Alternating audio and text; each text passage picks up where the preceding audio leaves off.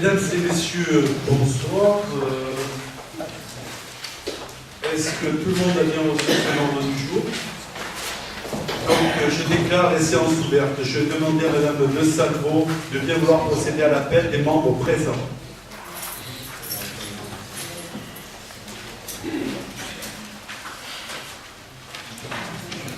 Madame Ray a donné son pouvoir à Madame Fossy. Monsieur Espinet. Présent. Madame Boussala. Présent. Monsieur Dess a donné son pouvoir à Monsieur Le Maire. Madame Munoz. Présente.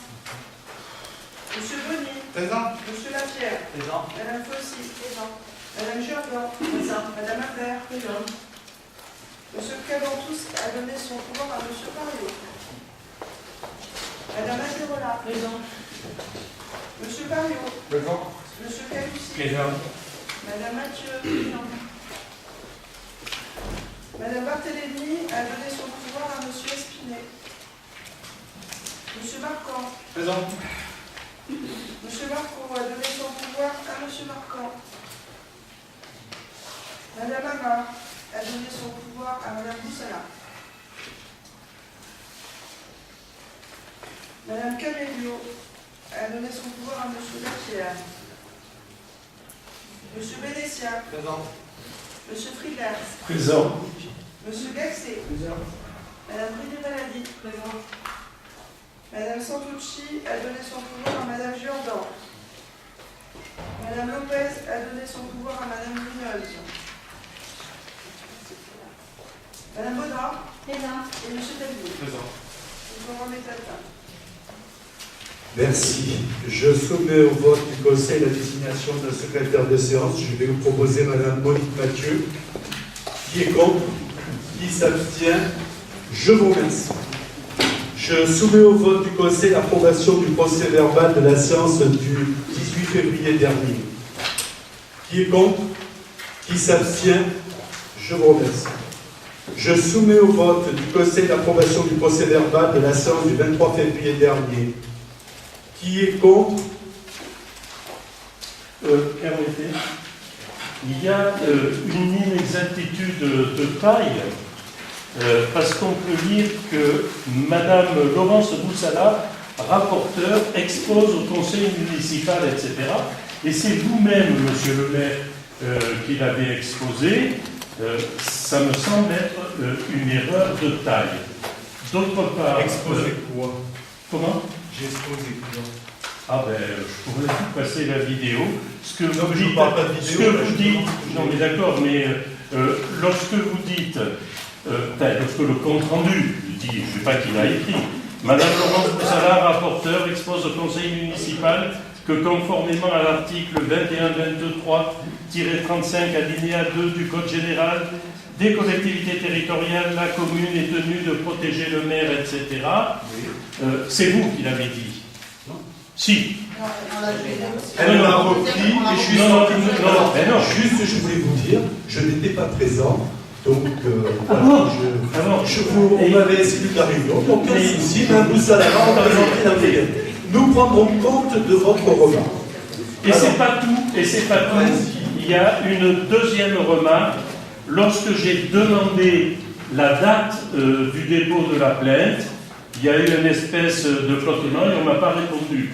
Donc, ce que je voudrais, c'est que sur le compte rendu, il y ait également que j'ai demandé la date du dépôt de la plainte et qu'on ne m'a pas répondu. Je vous répondra, on vous le fera savoir. Non, mais attendez. Là, le problème n'est pas là. On ne fait pas un débat. On est en train de voir si le compte rendu que vous soumettez au vote est fidèle ou pas. Et là, carrément, il ne l'est pas. Je demande donc les rectifications suivantes. C'est que ce n'est pas Madame Boussala qui a présenté le point, mais c'est vous-même. Et je demande également qu'on indique qu'on n'a pas voulu me répondre sur la date du dépôt de la plainte. C'est tout. Il n'y a pas de débat. Très bien, je vous remercie. Est-ce que ce sera pris en compte? Nous allons voir, on va voir ça ensemble. Ensemble, c'est qui? On verra ça. Des services. Service. Donc, nous allons commencer par... Alors, le vote, s'il vous plaît. Mais justement, j'attendais, vous avez dit que vous étiez contre. Oui, Voilà. c'est noté. Et alors, j'ai demandé Je ne suis pas le seul. hein. Et qui s'abstient, c'est tout. Voilà. Il y a combien de contre? Eh bien, 3. Voilà, merci. Donc, nous allons commencer par... Donc ça ne vous gêne pas de travestir la réalité. On travestit mieux. Il suffit, donc Merci. il suffit de faire un vote. Eh bien, c'est comme votre copain Bernard. Ah ben je sais pas Mais si... vous savez, Nous je sommes suis pas à la opiniâtre. communauté d'Aglo. Bernard, il a mis 6 mois, mais j'ai obtenu que mon vote au sujet du sport soit pris en compte. Très bien, merci. Ici, on est au conseil municipal du Bossel, à la communauté d'Aglo. Vous en faites part. Mais j'ai l'impression que c'est votre Débat coach. d'orientation, vous allez attaquer donc le premier point. Donc je vais céder là. Donc vous avez voté les deux, hein. On a été bien d'accord. Ok. Donc le premier point, débat d'orientation budgétaire de la commune. Nathalie Munoz va nous le présenter, ce débat d'orientation. Merci. À vous, Madame Munoz. La nouvelle disposition de cette année, c'est la réalisation d'un rapport qui sert de base à notre débat. Il doit relater les orientations budgétaires, les engagements pluriannuels et la structure de la dette. Cette année encore, nous devons tenir compte du contexte économique défavorable avec le renforcement de notre contribution au redressement de la dette de l'État. Notre préoccupation a été d'élaborer un projet de budget avec comme objectif principal zéro augmentation d'impôts. L'analyse de 2015 fait ressortir un résultat très positif et souligne précisément toutes les économies réalisées des dépenses de fonctionnement qui demeurent bien inférieures à la moyenne des communes de même strate, tout en maintenant tous les services rendus à nos administrés.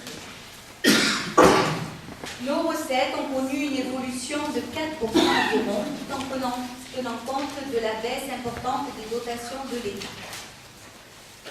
Grâce à notre gestion rigoureuse, nous avons pu ainsi améliorer notre épargne nette de 99%. En 2014, notre épargne était de 3 000 euros. Elle atteint en 2015 343 000 euros. Cette épargne confirme que notre commune répond au principe de bonne gestion et de confiance des organismes administratifs et financiers. Afin d'envisager nos orientations, la loi de finances 2016 fait ressortir des points importants qu'il est nécessaire de retenir. Cette année encore, la commune devra subir une baisse de la dotation globale de fonctionnement estimée à 164 000 euros. Elle annonce une éventuelle évolution de dotation de solidarité rurale et de péréquation estimée à plus de 20 000 euros et le maintien de l'aide au rythme scolaire, 50 euros par élève. Malgré la revalorisation des bases fiscales de 1%, la Direction générale des finances publiques nous a informé que nous devons prévoir la perte d'environ 40 000 euros du produit de la taxe d'habitation. Cette information nous sera notifiée en novembre 2016. Nous pouvons à présent aborder nos orientations budgétaires et commencer par la section de fonctionnement. Ainsi, nos dépenses de fonctionnement devraient connaître une évolution globale de 3% pour différentes raisons. L'évolution des prix, la révision des contrats et ainsi que de nombreuses contraintes réglementaires telles que la dématérialisation. La hausse, une fois de plus, du fonds de péréquation intercommunale à hauteur de 37 000 euros, portant ainsi cette dépense à 135 000 euros. La pénalité pour défaut de logements sociaux estimée à 300 000 euros. Je vous rappelle qu'il nous manque 1003 logements. La participation de la commune au syndicat intercommunal des transports scolaires de 49 500 euros qui va être prochainement dissous. La participation de la commune à la communauté d'agglomération Sud-Sainte-Baume d'un montant de 143 600 euros pour les transports scolaires de notre régie et des transports des 5 communes. En recette, nous inscrirons le reversement des familles 120 €. Peut-être François Pagnot peut nous donner quelques explications. Suite à la dissolution du SIS, ça nécessite pour la clôture des comptes le versement des contributions des communes concernées. À savoir, pour le Bossé, ça représente une somme de 49 500 €. Bon, je ne vous donne pas les parts des communes de la Cadière, de Castiel. En ce qui concerne les transports de la régie communale, c'est-à-dire les collèges, les écoles primaires, notre participation sera versée directement à la communauté d'agglomération, à savoir pour la commune du Bossé, c'est estimé à 40 400 € pour environ une centaine d'élèves. Et la communauté d'agglomération a sollicité cette année, c'est-à-dire jusqu'au 31 décembre, que la commune du Bossé continue, comme ça se fait depuis une vingtaine d'années, à se charger des inscriptions, à savoir de 120 € par enfant, par lycéen. Ça concerne environ plus de 800 enfants concernant les communes de la communauté de communes Sud Saint-Eudeux. Ça représente une somme de 103 200 € que nous devrons reverser à la communauté d'agglomération avant le 31 décembre.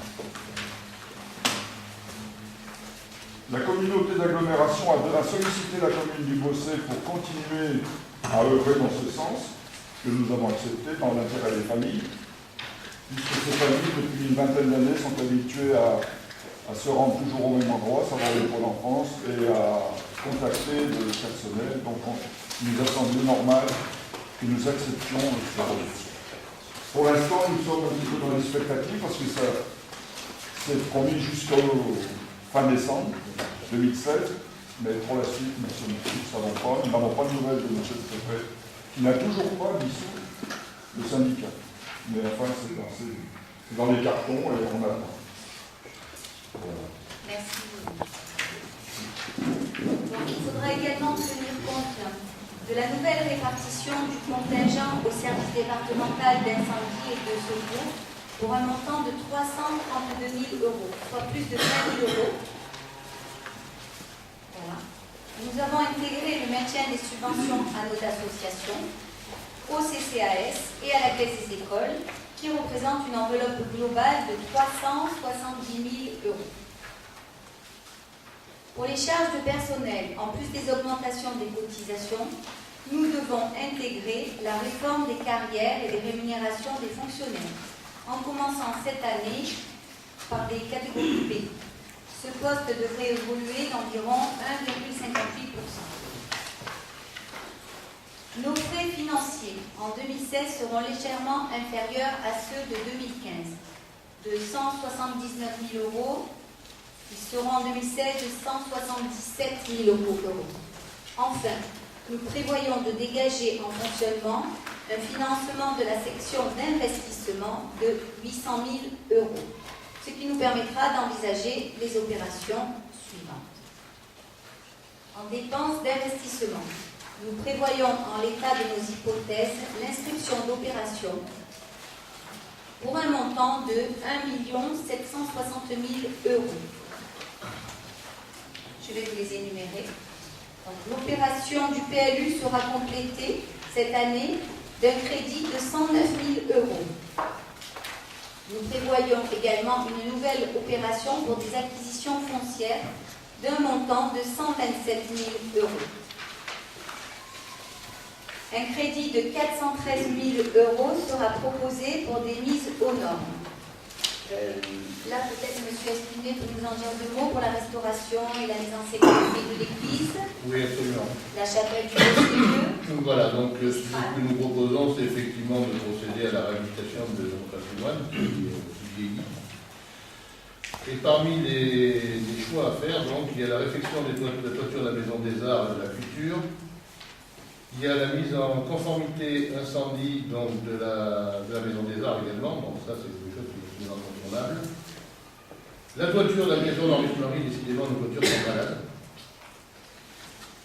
La toiture de notre église Notre-Dame de l'Ascension. la chapelle du Bossé Vieux et l'espace Mistral, donc pour la sécurisation d'une partie du bâtiment qui est actuellement sous arrêté de péril, puisque il y a des problèmes structurels à chaque fois. Voilà ce que je peux vous dire sur les...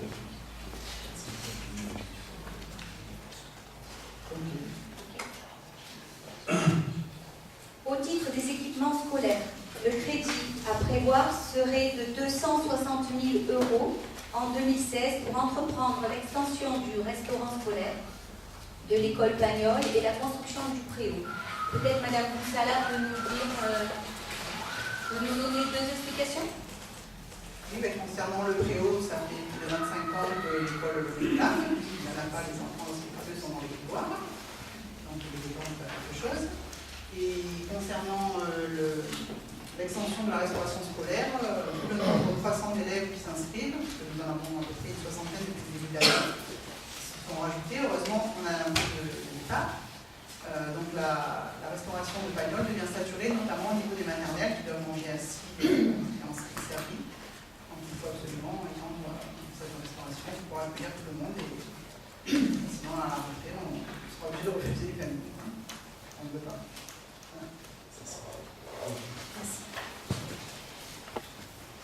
Nos équipements sportifs se verront dotés d'un crédit de 207 000 € nécessaire à la réhabilitation du terrain de rugby, à la mise en conformité des vestiaires et à l'aménagement du City Park. Je laisse M. Lapierre vous donner des explications. Bonsoir. On se retrouve avec des infrastructures sportives qui sont complètement obsolètes au niveau des normes de sécurité et en ce qui concerne aussi la réglementation des activités. Donc on se doit le mettre au niveau du public, au niveau des pratiquants. On doit aussi, on va aménager aussi le City Stade, qui est derrière le collège. Donc on va aménager pour que le niveau puisse l'utiliser. Actuellement, il n'est pas utilisable. Et on va refaire l'amazonement du terrain.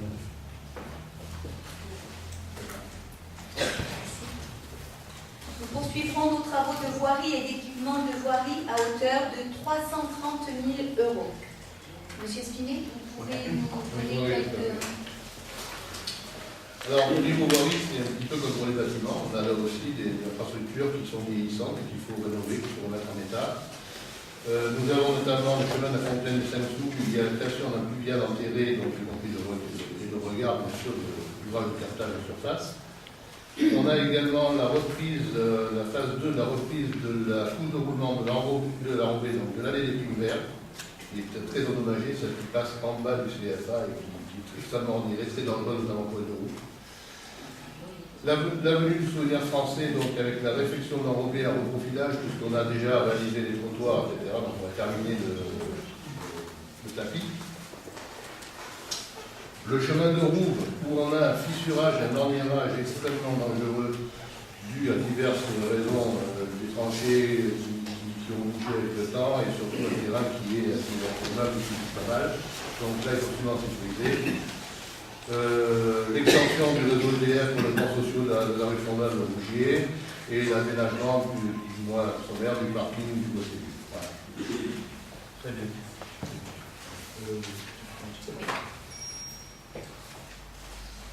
Nous commencerons cette année, à l'issue de diagnostic lancé en 2015 sur l'accessibilité des équipements communaux et voiries, par inscrire une enveloppe de 85 000 €. Monsieur Espini. Oui. Alors, un petit rappel et un petit point rapide sur l'accessibilité. Par délibération du 24 septembre 2015, le Conseil municipal avait délibéré pour solliciter une demande de prorogation du délai pour le dépôt de l'agenda dit ADAC, pour l'accessibilité. Une prorogation de 12 mois considérant la nécessité de mettre à jour l'audit qui avait été réalisé en 2010, mais qui n'était que partiel, portant uniquement sur certains bâtiments, excluant complètement la voirie de toute la chaîne de déplacement. Donc, suite à notre délibération, M. le préfet du Var, donc, par arrêté du 29 février 2016, a accédé à notre demande donc, de prorogation et nous accorder un délai d'1 an donc, pour la présentation de cet agenda d'accessibilité, soit pour le 27 septembre 2016 au plus tard. Nous avons donc ainsi notifié le marché en décembre 2015 à la société Access Métrie qui prévoit donc la réalisation du plan de mise en accessibilité des voiries et des espaces publics, également le diagnostic des IOP, donc ce sont ce qu'on appelle des installations ouvertes publiques, ainsi que la mise à jour complète du diagnostic des établissements recevant du public ERP. À l'issue de ces études, nous devrons établir l'agenda d'accessibilité programmé pour le 27 septembre 2016 au plus tard. Cet agenda devra comprendre la planification de la programmation des travaux à réaliser dans un délai de 3 ans. Le délai sera reconductible à 2 reprises, et les financements. Nous proposerons dans ce cadre un plan pluriannuel, effectivement, c'est quelque chose qu'on va faire dans un seul exercice. Nous avons en conséquence, dès cette année, prévu une opération de travaux à hauteur de 85 000 € qui va concerner l'accessibilité de la trésorerie et l'accessibilité également des toilettes publiques. Voilà, Merci. Dans le cadre de la sécurité, et après en 2015 élaborer le diagnostic de notre réseau de caméras de vidéoprotection, un crédit de 40 000 € permettra d'améliorer le système actuel et de compléter par l'ajout de nouvelles caméras. Un programme pour l'équipement de tous les services sera proposé pour 105 000 €, notamment pour le remplacement des matériels volés au CTM, l'acquisition de logiciels et le remplacement de matériel informatique. Enfin, nous devons prévoir un crédit de 34 000 € permettant de poursuivre l'aménagement du cimetière, la réalisation de columbariums et de caveaux. Jusqu'à la fin du mandat, nous devrons étaler ces investissements, notamment en matière de restauration du patrimoine, de la mise aux normes et d'accessibilité. Nous devons également intégrer le remboursement du capital de la dette pour un montant de 460 684 €. L'équilibre en recettes d'investissement serait assuré par le financement dégagé en fonctionnement à hauteur de 800 000 €, par nos dotations, donc le fonds de compensation de TVA, la taxe d'aménagement, des subventions d'équipement sollicitées auprès du département et de l'État. Et bien sûr, par le recours à l'emprunt.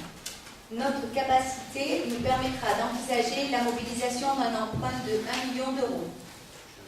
À ce propos, je vous ai présenté une simulation d'un emprunt de 1 million d'euros.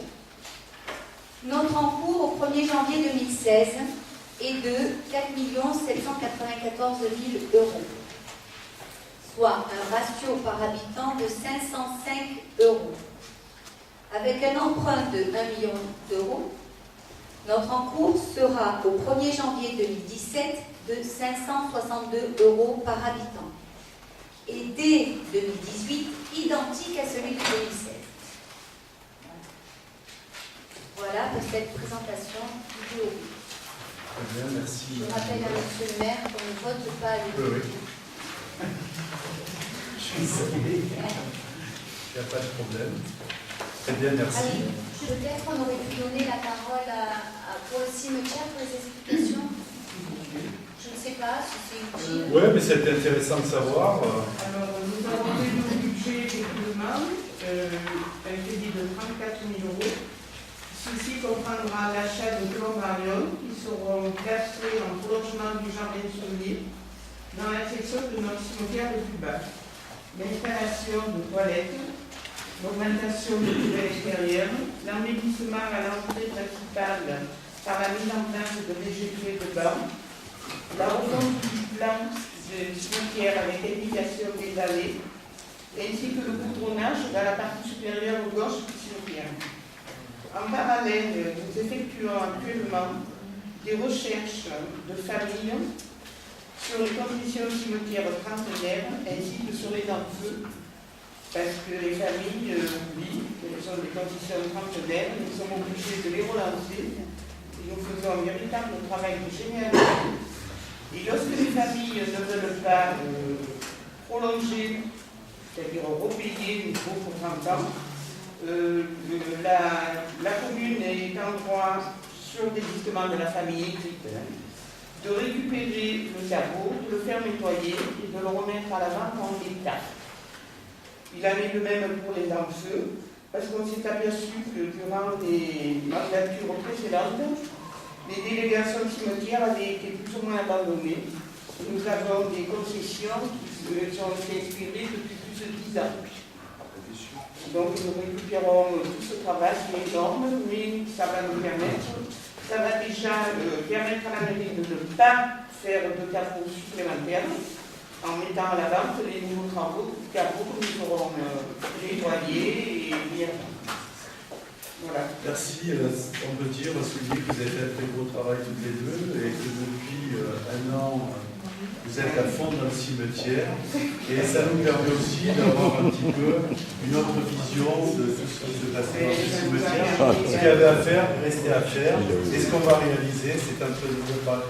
Ce que je vous dis aussi quand même au CCAS, qui était là présente, malgré donc, le budget qu'on a alloué à 212 000 euros, on a, excusez-moi, 157 000 euros, on a fait une subvention de 120 000 euros en plus. Pour tout ce qui était à dégager à côté, pour les aides, pour les loyers, pour les cantines, pour les personnes qui arrivaient, qui n'avaient plus aucun moyen. Donc, Clémy, là, vous étiez avec nous, donc vous avez vu, on a développé tous les services qu'on pouvait faire auprès des personnes âgées, auprès des jeunes, des moins jeunes. Voilà.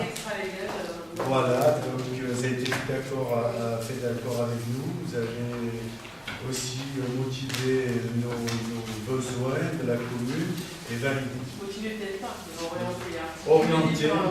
Et vous avez vu qu'on était sur un montant. Et pour ce qui est des écoles, on a malgré ça quand même sur 212 000 euros donc, qu'on leur a prévu. On leur a aussi une subvention de 103 000 euros, ce qui est quand même très bien, ce que les écoles ont apprécié pour tout ce qu'ils ont besoin à côté, pour leur sortie, tout ce qu'on peut leur proposer à côté, qu'on a développé pendant ces budgets d'orientation.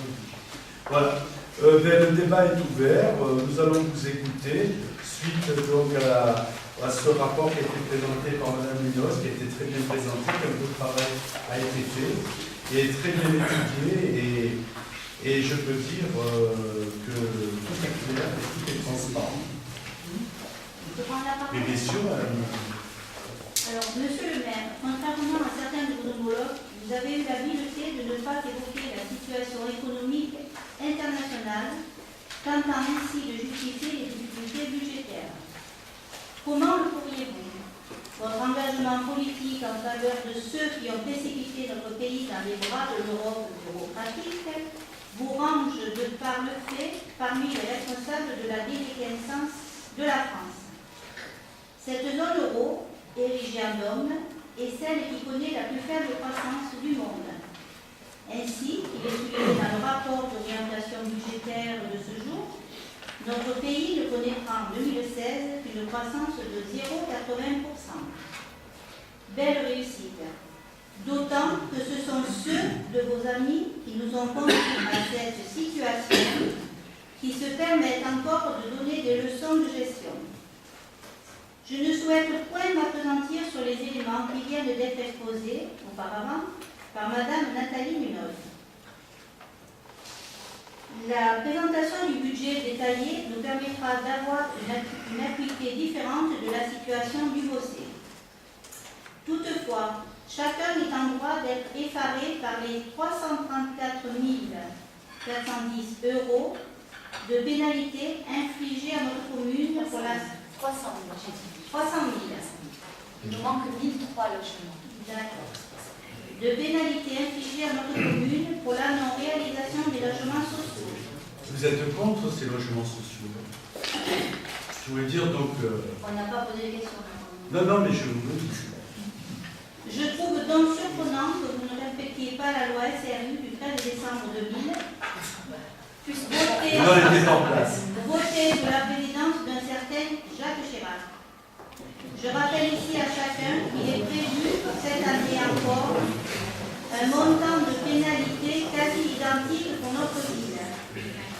Considérant qu'il nous manque 1003 logements sociaux, quelles mesures d'urgence proposez-vous pour qu'enfin l'argent des contribuables ne soit pas ainsi gâché? D'autant que l'augmentation des impôts et taxes induite par votre majorité entre 2014 et 2015 est de 6,8%. 21%. Cette progression doit absolument marquer une pause au niveau de la commune, particulièrement en considération de l'augmentation de 19,5% sur le foncier bâti infligé l'an passé par votre ami Giraud du conseil départemental à Noyer. C'est une grande famille. Comme la vente. Ces derniers doivent par ailleurs s'attendre à un traitement identique de sa part cette année encore. Nos familles, qui subissent année après année une fiscalité confiscatoire, arrivent aujourd'hui au seuil de rupture. Par ailleurs, je note que la capacité d'autofinancement net du BOSE, si elle se redresse, n'en est pas moins inférieure à celle laissée par votre prédécesseur au début de votre mandat. Donc, les arguments développés relatifs à l'épargne brute n'abusent personne. Pas plus que ceux déplorant la baisse de 165 000 € de la DGF. Vos amis socialistes, pour lesquels vous appelez à voter contre le FN à chaque élection, ne peuvent vous donner l'argent que Sarkozy a dilapidé durant son mandat. Les amis socialistes, qu'est-ce que ça veut dire ça? À propos de dilapider, on vous a laissé parler, hein, on peut me laisser parler moi aussi s'il vous plaît. À propos de dilapider, vous avez manifestement prévu le remplacement du matériel volé au CTM. Cela n'est-il pas plutôt du ressort des assurances que des contribuables? Afin que chacun puisse s'y reporter, je cite à présent la page 13 du rapport d'orientation budgétaire. Les Bossétans sauront ainsi que leur dette par habitant est de 67 €, alors que la moyenne de la strate n'est que de 11 €. Lorsque vous envisagez, monsieur le maire, un nouvel emprunt de 1 million d'euros, il m'appartient donc d'alerter chacun.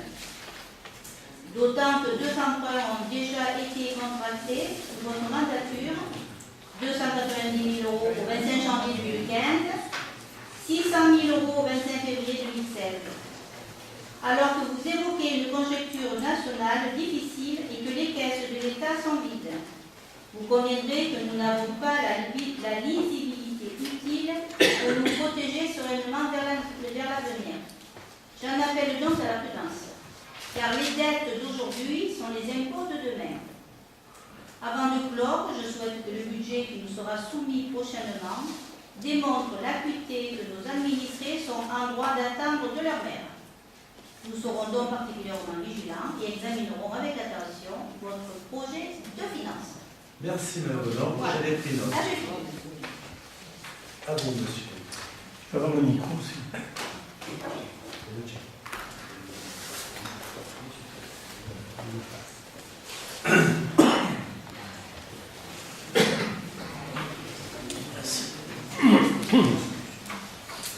Bon, vous me pardonnerez si je me recentre un petit peu plus sur le BOSE et pas sur la France et sur l'Europe, bien que ce soit des points extrêmement importants.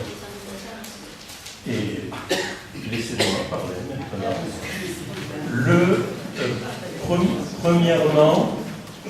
Premièrement, le fonctionnement. Vous prévoyez cette année une nouvelle augmentation des dépenses de fonctionnement de 3%, alors que les charges salariales, qui constituent la plus grosse partie du fonctionnement, n'augmenteront que de 1% et que l'inflation est nulle. Malgré la conjoncture de plus en plus difficile, vous n'avez pas entrepris de politique d'économie. Après l'augmentation déraisonnable des dépenses de votre premier budget, plus 491 000 €, soit 5,64%, et malgré une légère prise de conscience en 2015, plus 130 000 €, soit plus 1,4%, vous persistez dans cette voie en prévoyant une nouvelle augmentation en 2016 de 3%, ce qui représente 280 000 €. Alors, pour être positif, nous vous suggérons un moyen très simple d'économiser immédiatement 150 000 €. Vos services ont sans doute par erreur prévu une pénalité de 300 000 € pour défaut de logements sociaux dans une commune carencée. Or, nous ne le sommes sans doute plus, puisque vous l'avez déclaré dans Var Matin en pleine page le 23 janvier. Donc, la pénalité due de 300 000 € est réduite automatiquement de moitié. Est-ce que c'est exact? Non. Ah, alors, qu'est-ce que ça veut dire, ça?